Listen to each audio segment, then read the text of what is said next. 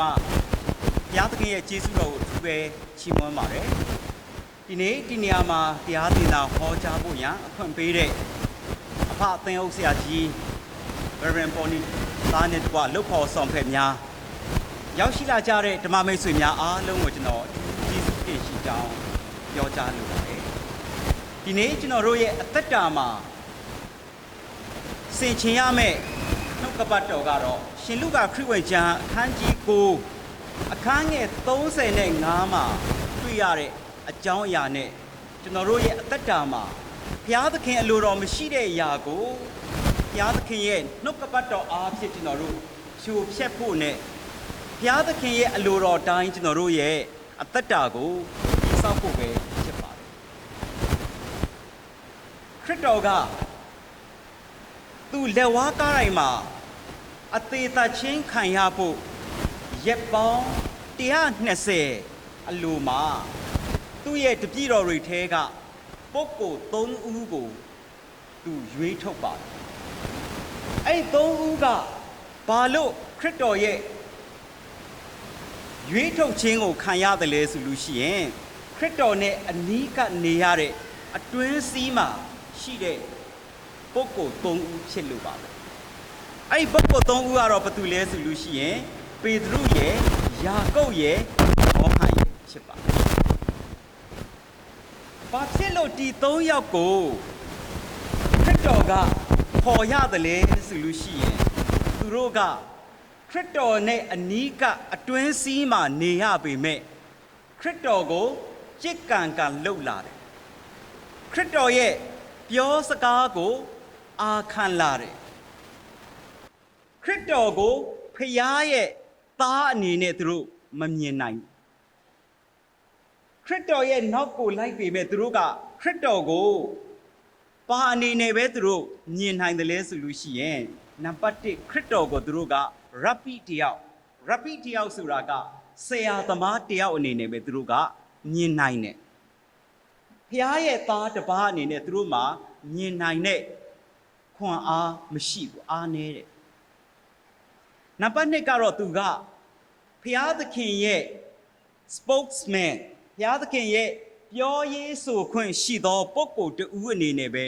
ခရစ်တော်ကိုသူတို့ကမြင်နိုင်တယ်ဖျားရဲ့သားတော်အနေနဲ့မမြင်နိုင်ဘူးတတိယအချက်ကတော့သူတို့ကခရစ်တော်ကို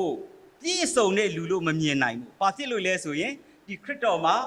ကိုယ်ပိုင်အိမ်လည်းမရှိဘူးပိုင်ဆိုင်မှုဆိုလို့ပြเสียဘာမှမရှိတဲ့ပုဂ္ဂိုလ်သူ့မှာလည်းပဲအများကြီးမျက်စိနဲ့မြင်ရတဲ့အရာတွေအများကြီးဖြည့်ပေးဖို့လိုအပ်တဲ့ပုဂ္ဂိုလ်လို့မြင်ကြပါတယ်နံပါတ်4အချက်ကတော့ခရစ်တော်မှာအစဉ်ပြေဖို့အများကြီးလိုအပ်တယ်အစဉ်မပြေတဲ့ပုဂ္ဂိုလ်တစ်ပါးလို့ပဲမြင်ကြပါတယ်ဒီပုဂ္ဂိုလ်3ယောက်က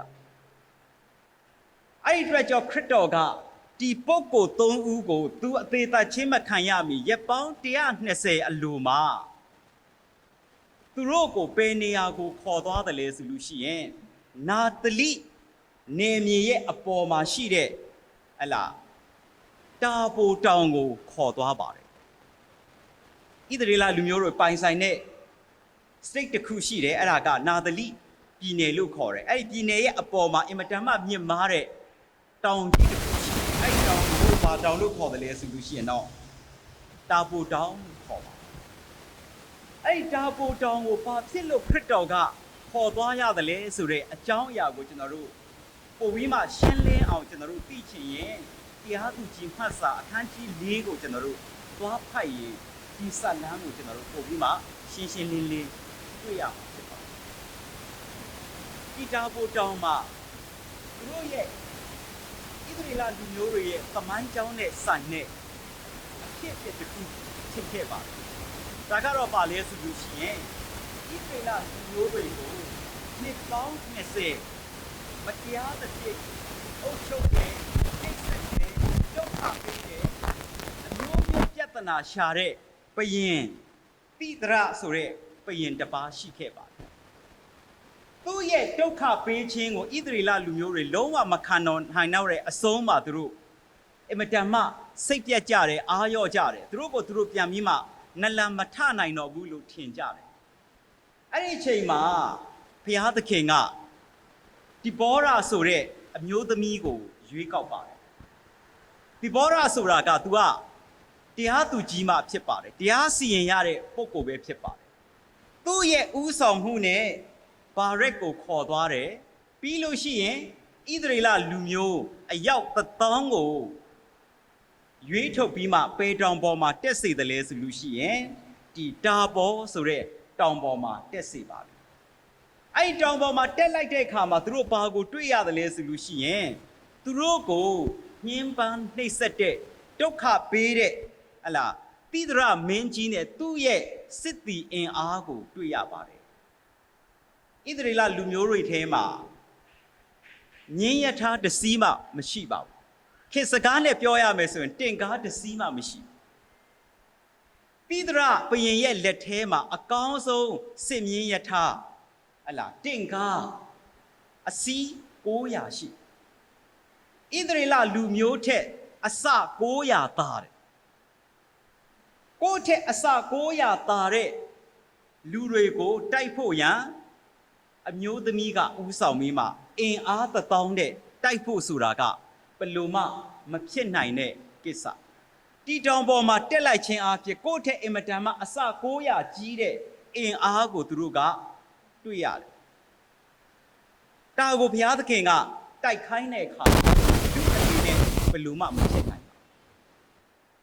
သို့တော်လည်းပဲလူအနေနဲ့မဖြစ်နိုင်ပေမဲ့ဘုရားသခင်ရဲ့အမိန့်တော်ဖြစ်တဲ့အခါမှာသူတို့နာခံလိုက်လျှောက်ပြီးတကယ်တမ်းတိုက်တဲ့အခါကျတော့ရန်သူကိုအောင်နိုင်တဲ့နေရာဖြစ်ပါတယ်လူအနေနဲ့လုံးဝမဖြစ်နိုင်ဘူးသို့တော်လည်းပဲဘုရားသခင်ရဲ့စကားကိုနားထောင်ရင်ဘုရားသခင်သက်သေထူတဲ့ဒါပိုတောင်ကိုခရစ်တော်ကသူ့ကိုကလန်ကဆန်လုပ်တဲ့သူပြောတဲ့စကားကိုနားမထောင်ခြင်းနဲ့သူ့ရဲ့တပည့်တော်3ပါးကိုခေါ်သွားပါတယ်တောင်ပေါ်မှာရောက်သွားတာနဲ့ဒီပုဂ္ဂိုလ်3ဦးကမောတော့မခံနိုင်ဘူးတခါတည်းအဲ့ဒီမှာအိတ်ငိုက်ပြီးမှထိုးအိတ်ကြတယ်သူတို့ပြန်နိုးလာတဲ့အခါမှာဘသူ့ကိုတွေ့လဲဆိုလို့ရှိရင်တော့ကောင်းကင်ကကြွလာတဲ့မောရှေနဲ့အေလိယကိုခရစ်တော်နဲ့သူတို့စကားပြောပြီးတာသူတို့တွေ့တော့အင်မတန်မှအံ့ဩပါတယ်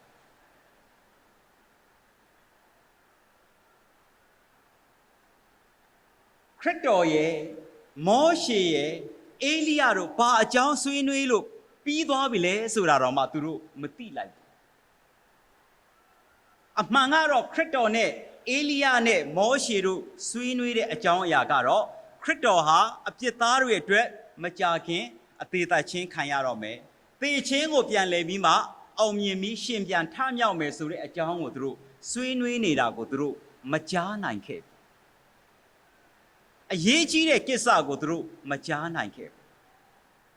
။ဘာဖြစ်လို့လဲဆိုလို့ရှိရင်သူတို့ရဲ့အသက်တာမှာအရေးကြီးတဲ့ကိစ္စထက်သူတို့ပင်ပန်းလို့သူတို့အိတ်ငိုက်တဲ့အရေးပေါ်ကိစ္စကိုဦးစားပေးတဲ့အခါမှာအရေးကြီးကိစ္စကိုသူတို့မသိနိုင်တာဖြစ်ပါတယ်ခရစ်တော်ကတီလူ3ဦးကိုခေါ်သွားရခြင်းရဲ့ရည်ရွယ်ချက်ကိုကျွန်တော်တို့ကြည့်မယ်ဆိုလို့ရှိရင်လည်းပဲရည်ရွယ်ချက်4ခုရှိပါတယ်နံပါတ်1ကတော့ပါလဲဆိုလို့ရှိရင်ကဲခင်ဗျားတို့3ဦးကြည့်ပါဒီမှာအေလိယနဲ့မောရှေသူတို့ဟာလူသားတွေအနေနဲ့လောကကြီးမှာအမှုတော်ဆောင်တဲ့အချိန်မှာသူတို့ဟာပန်းခင်းသောလမ်းကိုလျှောက်ရသောသူများမဟုတ်ဘူးဒုက္ခဆင်းရဲအများကြီးကိုခံခဲ့ရသောပုဂ္ဂိုလ်တွေဖြစ်တယ်ငါတို့ရဲ့ဘိုးဘေးတွေရဲ့စန့်ကျင်ခြင်းအပြစ်တင်ခြင်းရန်ရှာခြင်းပြဿနာရှာခြင်းဒုက္ခဆင်းရဲမြောက်များစွာကိုခံခဲ့ရတဲ့တွေ့ကြုံခဲ့ရသောပုဂ္ဂိုလ်များဖြစ်ပါတယ်ဒီနေ့ဘုရားသခင်ရဲ့အမှုတော်များမှာကျွန်တော်တို့ပါဝင်ခြင်းသည်ပန်းခင်းသောလမ်းကိုလျှောက်ရတဲ့လမ်းမဟုတ်ပါ အနစ်နာခံဆက်ကပါဝင်ရတဲ့လမ်းဖြစ်တယ်ဆိုတာကိုခရစ်တော်ကဒီလူ၃ဦးကိုသိစေချင်တာဖြစ်ပါတယ်ဒုတိယတစ်ချက်ကတော့ပါလဲဆိုလို့ရှိရင်မောရှေကတိနတောင်ပေါ်ကနေ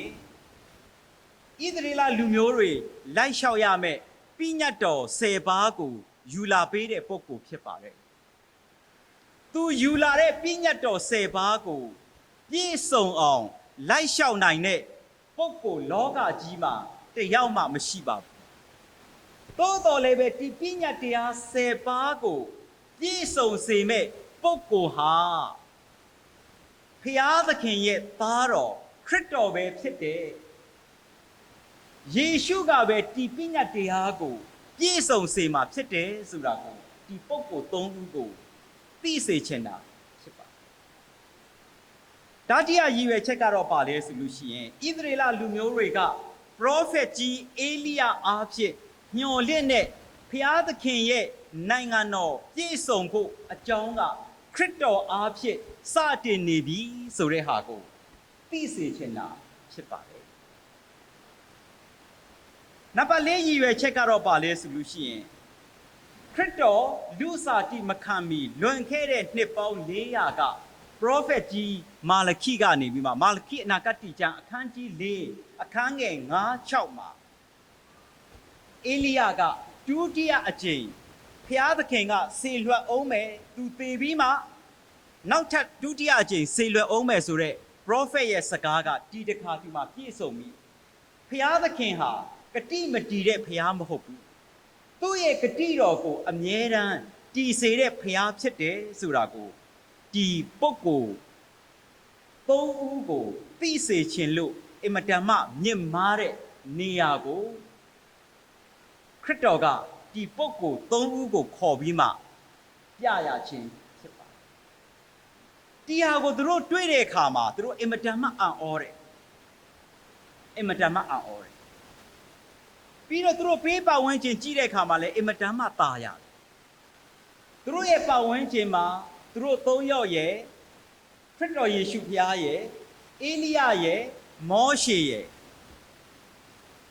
ဒါပဲရှိတဲ့အခါမှာသူတို့ကိုစန့်ကျင်မဲ့သူပုံကံမဲ့သူတယောက်မှမတွေ့တော့သူတို့ကပါပြောတယ်လေဆိုရင်ကဲဒီနေရာမှာ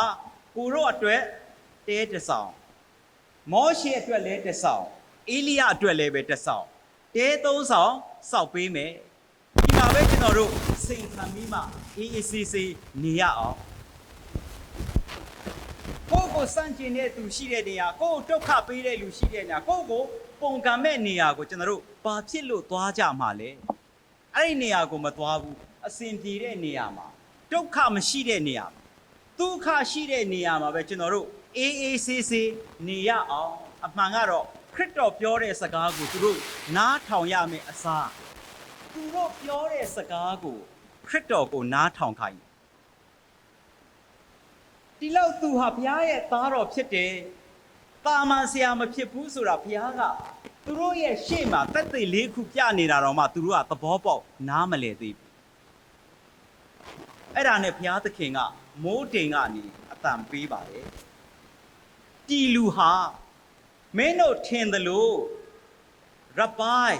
တာမန်ဆရာတပါးမဟုတ်ငါရဲ့ပြောရေးဆိုခွင့်ရတဲ့ပုဂ္ဂိုလ်တပါးထက်ပိုတယ်နေစရာမရှိလို့လောကကြီးကိုလာတဲ့သူမဟုတ်ဘူးအစင်မပြေလို့ခက်ခဲနေတဲ့ပုဂ္ဂိုလ်မဟုတ်ဘူး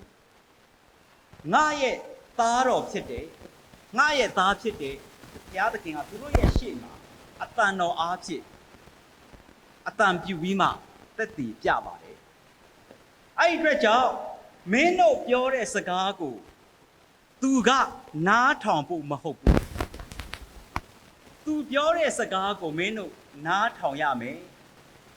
ဘုရားသခင်ရဲ့အတန်တော်ဆုံးသွားတာနဲ့ခုနတုန်းကတွေ့ရတဲ့အေလိယနဲ့မောရှေလည်းပဲပျောက်သွားပါတယ်အဲ့ဒီနောက်ပိုင်းမှာမှသူတို့ဟာသဘောပေါက်ပါတယ်ခရစ်တော်ဆိုတာကပါမန်ဆရာထက်ပိုတယ်ဘုရားသခင်ရဲ့ပြောရေးဆိုခွင့်ရှိတဲ့ပုဂ္ဂိုလ်ထက်ပိုတဲ့ဘုရားသခင်ရဲ့သားတော်ဖြစ်တယ်ဆိုတာသူတို့သဘောပေါက်နားလည်တဲ့အခါမှာ စင်ခံရမယ့်နေရာကိုမရွေးဘဲနဲ့ဘုရားသခင်အလိုတော်ရှိတဲ့နေရာမှာအမှုတော်မြတ်မှာပြန်လည်ပြီးမှပါဝင်ဖို့ရန်အတွက်ရန်သူမရှိတဲ့ဒုက္ခမရှိတဲ့ဟဲ့လားဒါပေါ်တောင်ပေါ်ကနေပြီးမှအမှုတော်မြတ်မှာပြန်လည်ပါဝင်ဖို့ရန်သခင်နဲ့အတူပြန်ပြီးမှဆင်းလာကြပါတယ်သူတို့ရဲ့အသက်တာမှာသူတို့ရဲ့အမြင်ကိုလည်းပဲပြောင်းပါတယ်ခရစ်တော်ဟာဘုရားသခင်ရဲ့သားတော်လို့သူတို့သဘောပေါက်တဲ့နောက်ပိုင်းမှာသူတို့ဟာနံပါတ်1သူတို့ရဲ့အမြင်ကိုပြောင်းပါတယ်နံပါတ်2သူတို့ရဲ့နီးလန်းကိုလည်းပဲပြောင်းပါတယ်နံပါတ်3သူတို့ရဲ့ဖြစ်ချင်တဲ့စန္ဒထက်ဘုရားသခင်ရဲ့အလိုတော်ကိုဝန်ခံတတ်ဖို့လည်းပဲသူတို့ရဲ့အသက်တာကိုပြောင်းပါတယ်နံပါတ်4သူတို့ရဲ့အသက်တာမှာအကောင်းဆုံးလုပ်တာထက်ဖျားခိုင်းတာကိုလုပ်ဖို့ရန်ပြင်ဆင်ပါတယ်ဒီနေ့ကျွန်တော်တို့ရဲ့ခရိယန်အသက်တာမှာဘုရားသခင်အတွက်ကျွန်တော်တို့အကောင်းဆုံးလုပ်ချင်ကြတယ်အင်မတန်မှကောင်းပါတယ်သို့တော်လည်းပဲအကောင်းဆုံးကဖျားခိုင်းတာကိုကျွန်တော်တို့လုပ်ဖို့ကအရေးအကြီးဆုံးဖြစ်ပါတယ်ချစ်တော်ဓမ္မမိတ်ဆွေများခင်ဗျာဘာဖြစ်လို့ခုနကတော့ကပေတရုယာကုပ်ယောဟန်တို့ကဘုရားသခင်ရဲ့စကားကိုနားမထောင်ချင်ရတာ